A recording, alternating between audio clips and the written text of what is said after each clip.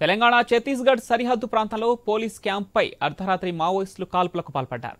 బీజాపూర్ జిల్లా పామేడ్ పిఎస్ పరిధి జీడిపల్లి పోలీస్ క్యాంప్పై మావోయిస్టులు కాల్పులకు దిగారు. తెల్లవారుజాము వరకు కొనసాగిన ఈ కాల్పుల్లో 3 జవాన్లకు స్వల్ప గాయాలయ్యాయి.